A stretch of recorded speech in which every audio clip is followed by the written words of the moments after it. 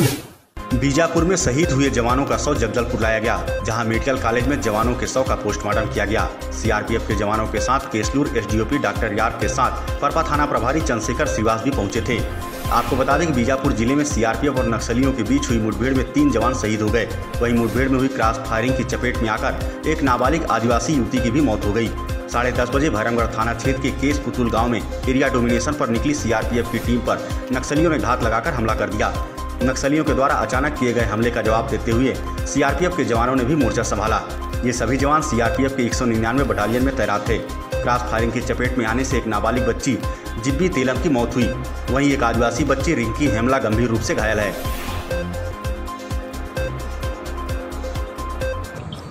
Case कत्तूल से CRPF 199 battalion के जवान वहाँ से भैरमगढ़ की ओर आ रहे थे। मोटरसाइकिल में थे और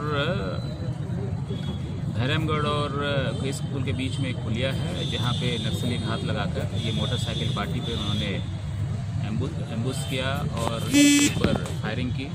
और फायरिंग में जिसमें 2 जवान शहीद हो गए, एक घायल हुए थे और बाद में एक की और इलाज के दौरान शहीद हो गए। तो इस प्रकार से 3 जवान शहीद हुए हैं। साथ ही साथ सीआरपीएफ की मोटरसाइकिल पार्टी के साथ साथ में एक पिकअप वाहन केस कत्तूल से आ रही थी और उसमें भी नक्सलियों के द्वारा फायर किया गया और जिसमें एक बच्ची की मौत हो गई और एक बच्चे का इलाज बीजापुर डिस्ट्रिक्ट हॉस्पिटल में चल रहा है।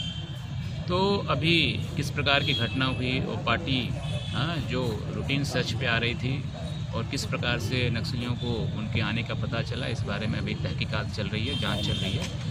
इसके बाद जांच के बाद पूर्णतः स्थिति स्पष्ट हो पाएगी किस प्रकार से घटना घटित हुई। परंतु निस्संदेह एक ये दुखद घटना है और जिस प्रकार से लगातार पुलिस और सुरक्षा बलों के द्वारा नक्सलियों के खिलाफ ऑपरेशन किए जा रहे थे और लगातार और पुलिस और सुरक्षा बलों को जो सफलताएं मिल रही थी, निस्संदेह उसमें एक ये जो आज की घटनाएं हो गई वो निस्संदेह उसमें थोड़ा सा ब्रेक लगाएगा। और परंतु इस प्रकार जो आज शहीद हुए हैं, इस प्रकार के घटनाओं से पुलिस या सुरक्षा बल पीछे हटने वाले नहीं है, परंतु जो पुलिस एवं सुरक्षा बलों को जो दायित्व है यहाँ पे एक शांति व्यवस्था स्थापित करने का, कानून व्यवस्था का राज कायम करना है, उसके लिए लगातार तत्पर है और प्रतिबद्ध है।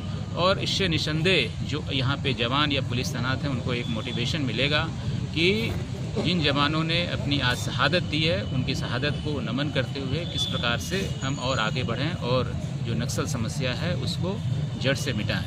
तो आज जो घटनाएं हुई हैं उसमें जो शहीद जो जवान हैं उनको अपनी ओर से श्रद्धांजलि अर्पित करते हुए मैं यही कहना चाहता हूं कि उनकी शहादत बेकार नहीं जाएगी और हम नक्सलियों के खिलाफ लगातार कार्रवाई करते रहेंगे। साथ ही साथ आपके माध्यम से ये कहना चाहता हूं कि जो नक्सली जो हैं या माओवादी जो संगठन है वो एक दहशत का वातावरण या डर का वातावरण कायम करके अपना वर्चस्व स्थापित करना चाहते हैं, जिसके कारण से ग्रामीणों की हत्या, साथ साथ में निर्दोष ग्रामीणों को पुलिस इन्फॉर्मर के बहाना लेके हत्या, इसके अलावा प्रेशर आईडी में कई सारे निर्दोष ग्रामीण चपेट में आते हैं, कई बेजुबान जानवर चपेट में आते हैं। और आज उसी क्रम में जो केस कत्तूल से पिकअप वाहन में बालिका आ रही थी, बच्ची आ रही थी, उनकी भी नक्सलियों के फायर से उनकी भी डेथ हो गई, मौत हो गई।